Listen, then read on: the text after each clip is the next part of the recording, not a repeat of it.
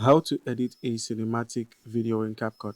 All right, so your first step would be to simply import your footage. So just go ahead and click on media, click on import here, and then simply scroll through your media and select a file you'd like to import. Once you selected a file, go ahead and enter it, and then simply drag this file onto the timeline. Now I'm just going to go ahead and simply crop mine so it's a bit shorter and reduce the duration to something around 2 minutes. All right, so once you've imported your footage, all you need to do is just simply set the cinematic aspect ratio. So you can select your ratio by heading into aspect ratio here, and you can either set it as 16:9, 2:1, 9:16. That's if you're going for a more mobile look, or you could go for 4:3.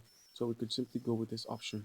All right, so once you've gone with it, you can now simply apply color grading. So go ahead and select your clip and then simply head into adjust here, click on adjust at the top, and then where we have saturation, just simply scroll till you find your saturation and simply lower the saturation.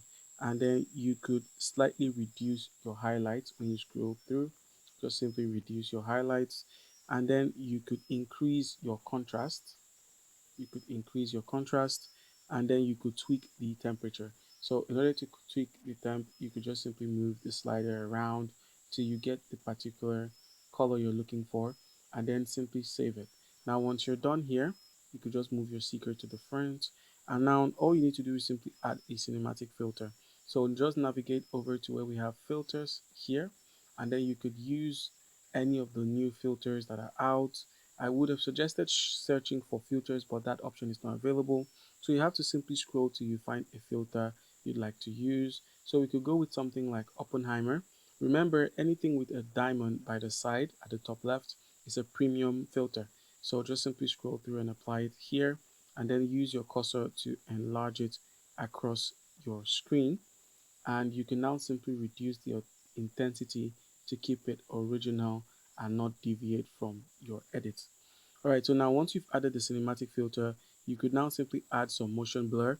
To do this, head into effects and then simply select video effects here, and then you can simply search for motion blur or something else like a mini zoom or a tension zoom. So we could have something like this and also enlarge it to fit our video, and then you could reduce the speed as well. And now when you simply play your clip, you're going to see how it looks, and if it's good enough for you, you can continue. And then once you're done, you could simply add a title by clicking on add text and drag and drop and simply enter what you want. And then once you're done, just click on export and make sure you're paying for the pro feature if you're using any pro features. And once you're done, you could export in the highest quality. All right.